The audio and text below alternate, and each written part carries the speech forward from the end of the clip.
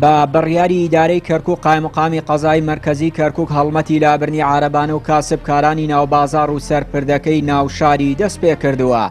لە هەڵمەتەکەدا سەرجەم شوێنیە و کاسبکارانەی ناوبازاڕ و گەراجی حەویجەی ڕۆخاندووە. ئەو کاسبکارانە نیگەرانن و داوا دەکەن ئیدارەی کەرکووک با بڕیارەکەیدا بچێتەوە و چارەسەرێک بۆ ئیش و کاری ڕۆژانەی ئەوان بدۆزێتەوە. بەخێراتەن بیدین حاڵمان چییە؟ ئێمە 2000 نەفەر ئەژین ئەلێرە 2000 زیاترە وەڵی ئەمە حاڵ نییە، نەتەعینات نەتەمونیە نەتیشتی هەیە. ئەمە هاتیانە لەسەرمان بەلەدیە و قایمقام تەپلیکردمانە هیچ نەبێت جێە تیشتێ داینن بۆ ئێمە حتە بزانن لەکوێ ئەژین لەکوێ دانچین لەکوێ ناسن لەکوێ خێوەکەن خەڵک بەچکەکەمان ئەوە نابێتەوە ئەوە ژیان نییە. وەکو کاسبکارانی لەنگە فرۆشەکانی کەرکووک ئێمە دوێنێ قایمقام هەستاوە بەڕووخانی کشکە پرەکانمان ئەلەیەوە تەجاوزن. ئەی حکومەت چی شتێکی کردووە بۆ خەڵک؟ ئێمە تەجاوزی حکومەتەکە ئێمەش فاشلە. حکومەتی عێراقی ناتوانانی شتێ بۆ خەڵک بکە، موچەکەیە بە زۆرەیدا کشمان خەریجی کولێین. من قانونم تەواو کردووە ئاتاکو سەیستا عیناتێک نییە، هیچ شتێک نییە. بژێوی ژیان گشتمان لەسەر ئەو کەپرانەیە، گشتمان 7 ساڵ 8 ساڵە لەوێین.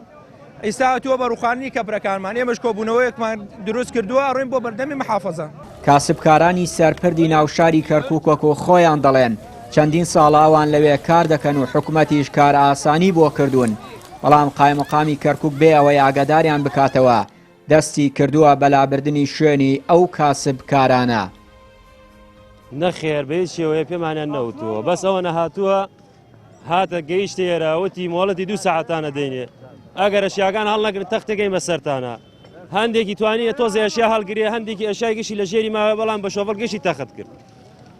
داواکارین لە محافز بەدەنگمانەوە بێت لەبەرەوەی هەتا ئێستا چوونە دەلای زۆر کەس بەدەنگمانەوە نەهاتووە. ئەم بازارە تقریبان 25 ساڵە بازار هەتا ئێستا هیچ حکومەتێنەی ڕوخاندووە، بەس بەڵام ئەمە خۆی بەدەم خۆی و دیدیم کاکە من توانی بیڕوخێنم.